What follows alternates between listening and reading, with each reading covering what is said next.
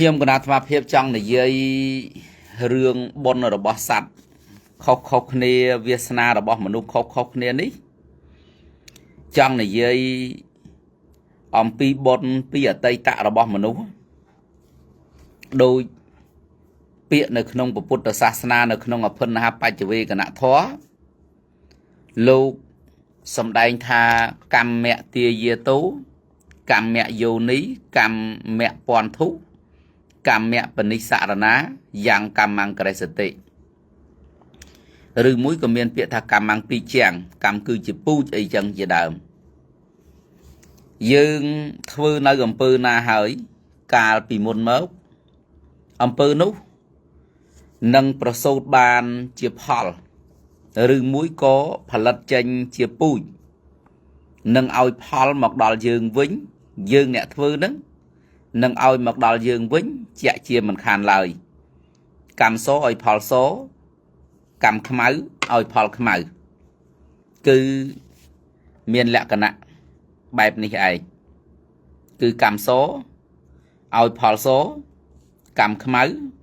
ឲ្យផលខ្មៅយ៉ាងនេះឯងយើងមិនអាចចេះតែតូចចិត្តបាននោះទេយើងមិនអាចចេះតែតូចចិត្តបាននោះទេយើងត្រូវព្រមទទួលស្គាល់ការពិត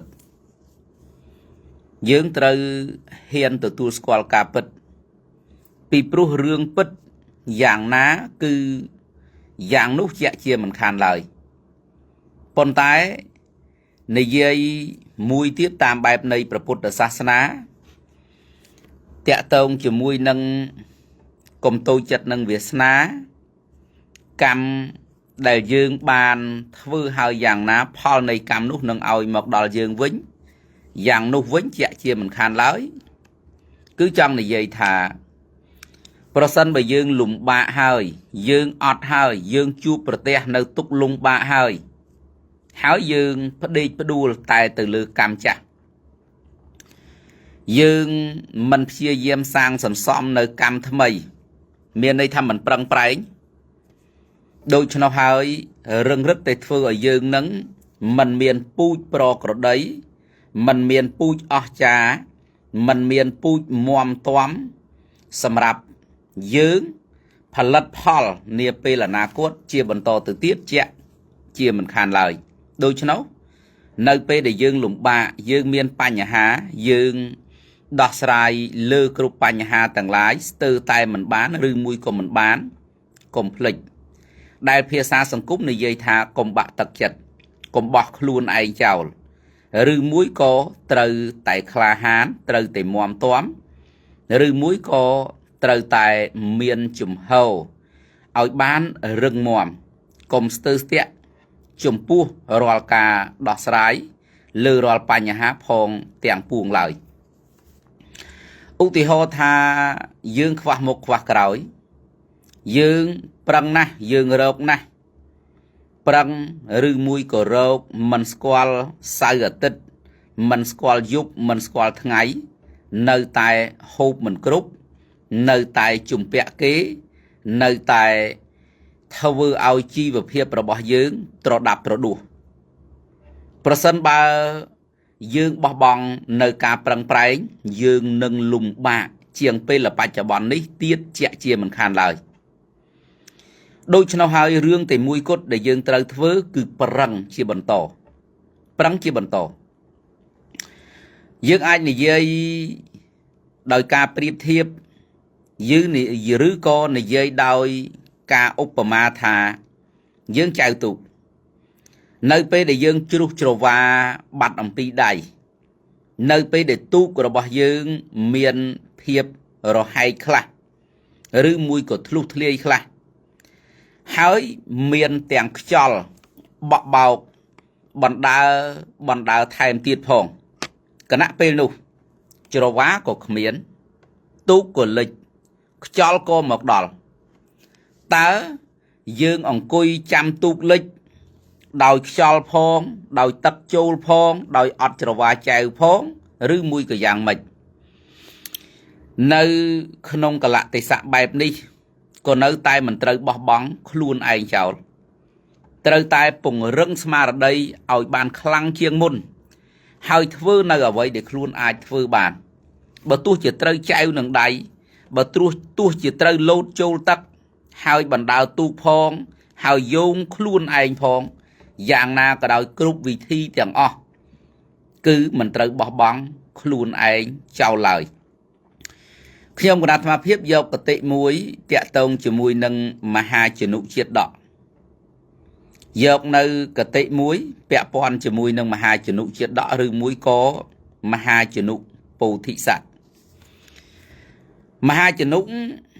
នៅពេលដែលលោកឡើងសំពៅទៅមិនឆ្ងាយប៉ុន្មានសំពៅក៏ត្រូវអន្តរាយនៅក្នុងសមុទ្រមហាជនុឃើញមនុស្សម្នានៅលើសំពៅផ្អើលឈូឆរភ័យព្រួយអំពីសេចក្តីស្លាប់នាំគ្នាឆ្លេឆ្លាចុះឆ្លេឆ្លាឡើងឆ្លេឆ្លាចុះឆ្លេឆ្លាឡើងមហាជនុមិនមែនគាត់មិនបារម្ភទេមិនមែនគាត់មិនភ័យព្រួយទេប៉ុន្តែគាត់មានចំហមួយថាអ្វីដែលគាត់អាចធ្វើបានគាត់នឹងធ្វើនៅពេលនោះគាត់រកអាហារដែលអាចបរិភោគកើតគាត់សម្លឹងមើលបន្ទះក្តារហើយនឹងប្រើគ្រប់វិធីទាំងអស់ដែលខ្លួនមានទាំងប៉ុន្មានបូករួមជាមួយនឹងការមើលគេមើលឯងឆ្វេងស្ដាំផងគាត់ក៏ទទួលបាននៅចម្លើយមួយគាត់ឡើងទៅកាន់ទីខាងលើរហូតដល់គាត់បាប់ឡើងកាន់ដងក្តោងហើយគាត់ប្រឹងលោតមួយទំហឹងដើម្បីឲ្យខ្លួនរបស់គាត់ឆ្ងាយអំពីសំពៅនោះដូច្នោះហើយការសម្រេចចិត្តនិងការអនុវត្តរបស់មហាជនុធ្វើឲ្យមហាជនុរួចផុតអំពីអន្តរាយមួយគឺឆ្លាមមកនិងសត្វសាហាវនានានៅក្នុងសមុទ្រយាយីដល់ជីវិតរបស់គាត់លោតចូលទៅក្នុងសមុទ្រយ៉ាងនោះហើយគាត់ប្រឹងប្រែងតាមសមត្ថភាពដែលគាត់មានគឺកម្លាំងគាត់ប្រឹងហែលគាត់មិនបោះបង់ខ្លួនរបស់គាត់ចោលឡើយបើទោះជាដឹងថាសមុទ្រធំមិនដឹងកោះនៅឯណាមិនដឹងថាត្រើយនៅឯណាមិនដឹងថាទីទួលសុវត្ថិភាពនៅឯណាក៏ដោយក៏គាត់មិនបោះបង់ខ្លួនរបស់គាត់ចោលឡើយអត់បោះបង់ខ្លួនរបស់គាត់ចោលព្យាយាមហែលតាមបច្ចេកទេសតាមការយល់ដឹងហើយនឹងភាពប៉ិនប្រសប់របស់ខ្លួនពីមួយថ្ងៃទៅមួយថ្ងៃពីមួយថ្ងៃទៅមួយថ្ងៃរហូតដល់ប្រមាណជា5 6 7ថ្ងៃមានទេវតាថែរក្សាទឹកឬក៏និយាយដោយន័យសាមញ្ញថាគាត់ជួបជាមួយនឹងអ្នកដើរទឹកក៏សួរទៅកាន់គាត់ថាណែបរោះអ្នកឯងប្រឹងប្រែងដើម្បីស្អីបើនៅនឹងខ្លួនមិនមានអីសោះបន្ទះក្តារក៏គ្មានស្បៀងសម្រាប់លាងជីវិតក៏មិនមានហើយអ្នកឯងខំប្រឹងប្រែងដើម្បីអីអ្នកឯងមិនគប្បីប្រឹងប្រែងអត់ប្រយោជន៍ទេមហាជនុឆ្លើយទៅកាន់អ្នកដើរទឹកនោះថាការប្រឹងប្រែងរបស់ខ្ញុំមិនឥតប្រយោជន៍ទេលោកអ្នកប្រាជ្ញទាំងឡាយតែងតែពោលថាដរាបណាជីវិតនេះនៅមានគប្បីមានសង្ឃឹមគប្បីប្រឹងប្រែងជាប់ជាប្រចាំដូច្នោះបរិសុទ្ធស្ត្រីឬមួយក៏បុគ្គលណាបោះខ្លួនឯងចោលបុគ្គលនោះឈ្មោះថាស្លាប់នៅក្នុងទីនោះបរិសុទ្ធស្ត្រីទាំងឡាយណាដែលមិនបោះខ្លួនឯងចោលបរិសុទ្ធស្ត្រីទាំងឡាយនោះឈ្មោះថាមានសង្ឃឹមគាត់និយាយចឹងគាត់និយាយយ៉ាងនេះអ្នកដែលជាអ្នកដើរទឹកនោះនិយាយមកកាន់គាត់ថាអ្នកឯងសង្ឃឹមទៅលើអ្វីប្រយោជន៍អ្វីដែលអ្នកឯងនៅតែប្រឹងប្រែងយ៉ាងនេះថាការប្រឹងប្រែងរបស់ខ្ញុំជាវីរៈរបស់ អ្នកប្រាជ្ញឬមួយក៏ជានិយមរបស់បរិសទាំងឡាយថាមិនត្រូវអស់សង្ឃឹមឡើយអ្នកមើលទៅប្រសិនបើខ្ញុំមិនប្រឹងប្រែងទេថ្ងៃនេះខ្ញុំក៏មិនបានជួបនឹងអ្នកឯងដែរដូច្នោះការប្រឹងប្រែងរបស់ខ្ញុំបានឲ្យផលដល់ខ្ញុំយ៉ាងពិតប្រាកដថាខ្ញុំប្រឹងប្រែងមិនអត់ប្រយោជន៍ទេនៅថ្ងៃនេះឃើញទេខ្ញុំបានជួបជាមួយនឹងអ្នកឯងឡាក់គ្រាន់តែចង់លើកឡើងថាគ្រប់កលៈទេសៈទាំងអស់មិនត្រូវបោះបង់ខ្លួនឯងចោលឡើយមិនត្រូវអស់សង្ឃឹមឡើយមិនត្រូវផ្ដេកផ្ដួលទៅលើវាសនាមិនត្រូវផ្ដេកផ្ដួលទៅលើអ្វីទាំងអស់ហើយបោះនៅខ្លួនឯងចោលឧទាហរណ៍ខ្លួនមានជំងឺប្រចាំកាយយ៉ាងធ្ងន់ធ្ងរឧទាហរណ៍ខ្លួនមានបញ្ហាទុក្ខលំបាកយ៉ាងធ្ងន់ធ្ងរបើទោះជាមានអ្វីក៏ដោយរឿងដែលសំខាន់ដែលយើងអាចធ្វើបានគឺមិនត្រូវបោះបង់ខ្លួនរបស់យើងចោលមិនត្រូវបោះបង់ខ្លួនរបស់យើងចោលត្រូវតែតស៊ូជាមួយនឹងរឿងគ្រប់បែបយ៉ាងទាំងអស់ដើម្បីជីវិតនេះដើម្បីអត្តភាពជាមនុស្សនេះឯងដើម្បីអត្តភាពរបស់មនុស្សនេះឯង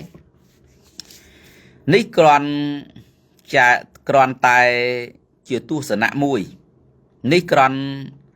តែជាការបំភ្លឺមួយដែលខ្ញុំព្រះករុណាអាត្មាភាពយកមកប្រកេតនិងជម្រាបជូនដល់មហាជនស្រីប្រុសគ្រប់គ្នាឧទាហរណ៍ខ្មែរយើងធ្លាប់ជួបប្រទះសម័យ3ឆ្នាំ8ខែនិង20ថ្ងៃឧទាហរណ៍ខ្មែរយើងធ្លាប់ជួបប្រទះក្រោយរបបប្រល័យពូជសាសន៍មកយើងជួបប្រសពនឹងការអត់ឃ្លានឧទាហរណ៍យើងជួបប្រសពនឹងជំងឺ COVID-19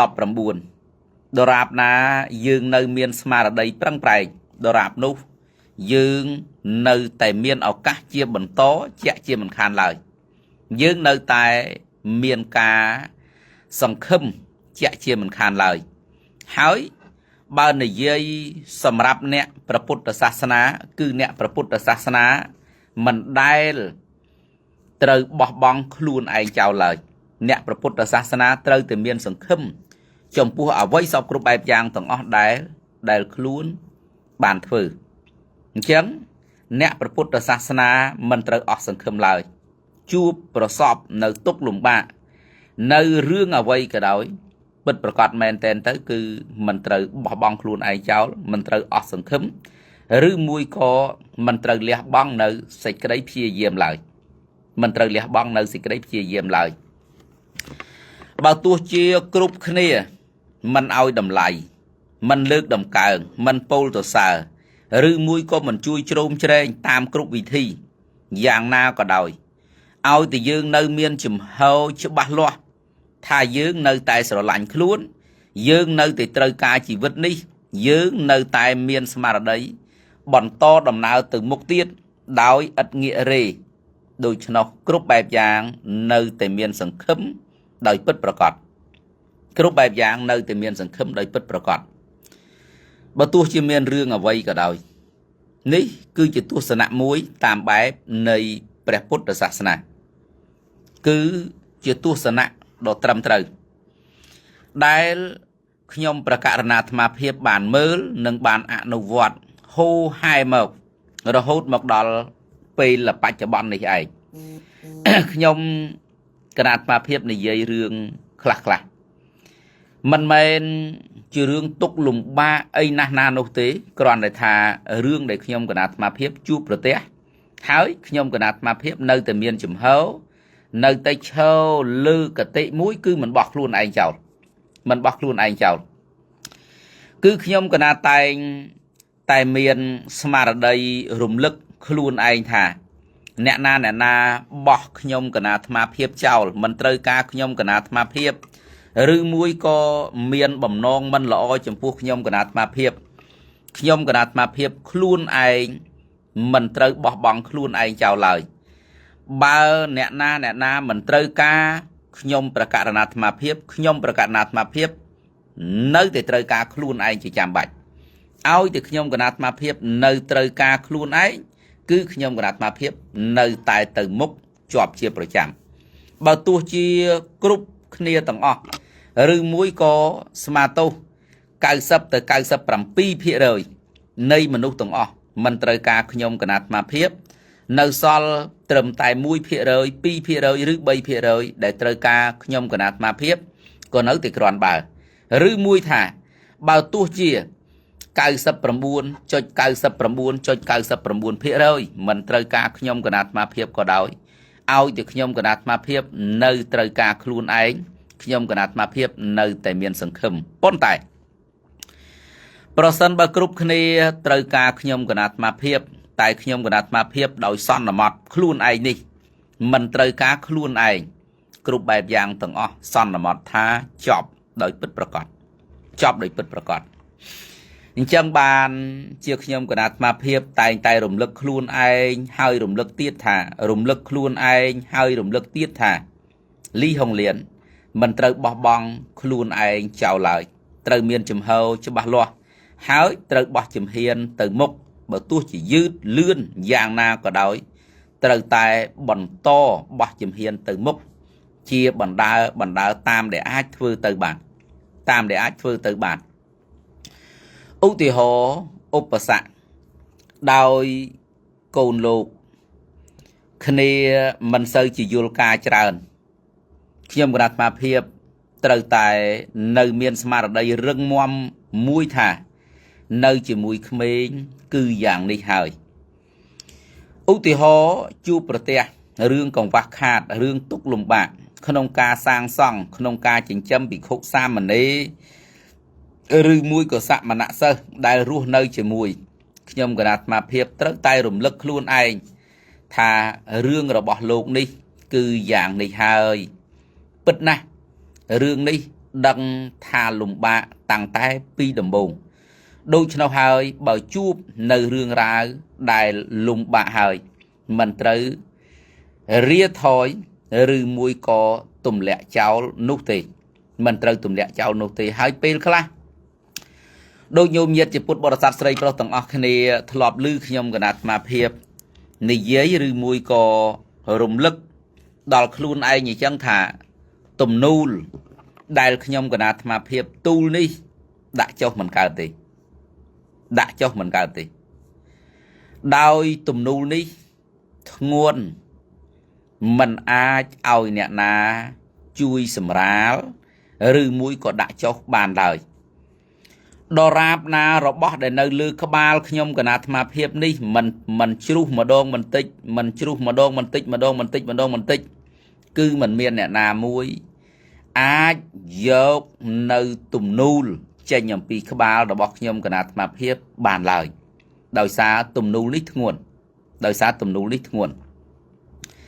ទី2ទំនូលនេះនឹងអាចជ្រុះអំពីក្បាលទៅបានដែរប្រសិនបើខ្ញុំគណៈអាត្មាភាពជំពប់ឬមួយក៏ដួលទំនូលនេះពិតជាផ្លោងចេញអំពីក្បាលរបស់ខ្ញុំគណៈអាត្មាភាពជាក់ជាមិនខានឡើយទី3ប្រសិនបើមានឧបសគ្គដ៏ធ្ងន់ធ្ងរជាទីបំផុតហើយខ្ញុំគណៈអាត្មាភាពមិនអាចរ៉ាប់ជាបន្តទៅទៀតបានដូច្នោះហើយទំនូលនេះក៏ត្រូវណាចប់នៅត្រឹមនោះដែរមានន័យថាទំនូលនោះនឹងត្រូវសង្កត់ខ្ញុំគណៈអាត្មាភាពឲ្យបាត់បង់ទៅតែម្ដងដូច្នោះនិយាយទៅនិយាយមកនៅតែក្នុងន័យថាទំនូលនេះខ្ញុំគណៈអាត្មាភាពមិនអាចឲ្យអ្នកណាមួយជួយទូលរែកបានទេពីព្រោះទំនូលនេះដឹងយ៉ាងច្បាស់ថាធ្ងន់មិនអាចគណនាបានទី1ទំនូលនេះអាចស្រាលទៅបានគឺត្រូវបានទំនូលនេះត្រូវរបេះម្ដងបន្តិចហើយនឹងដល់កម្រិតអស់អំពីក្បាលទី2ទំនូលនេះនឹងត្រូវផ្លោងចេញអំពីក្បាលនៅពេលដែលខ្ញុំកណាជំពប់ឬមួយក៏ដួលទី3ទំនូលនេះនឹងត្រូវសង្កត់ខ្ញុំគណៈអាត្មាភាពឲ្យស្លាប់ទៅតែម្ដង នេះគឺជារឿងទំនួលដែលខ្ញុំគណៈអាត្មាភាពកំពុងតែទូលនេះតែម្ដងដូច្នោះហើយបើដឹងរឿងច្បាស់យ៉ាងនេះហើយស្ទើរស្ទាក់ដាក់ចុះឬមួយក៏ណាបោះបង់ចោលនៅសេចក្តីព្យាយាមគឺមិនកើតទាល់តែសោះហើយដូច្នោះហើយបានជាខ្ញុំគណៈអាត្មាភាពដាក់ចំណងជើងថ្ងៃនេះថាកុំតូចចិត្តនឹងវាសនាអ្វីដែលខ្លួនចាប់ផ្ដើមខ្លួនធ្វើឬមួយក៏ខ្លួនសម្រេចចិត្តថាដើរតាមផ្លូវនេះហើយចូលកុំបដូរនៅគោលដៅដែលខ្លួនបានសម្រេចនោះឡើយហើយគោលដៅនេះមិនមែនជាគោលដៅមិនត្រឹមត្រូវនោះទេជាគោលដៅ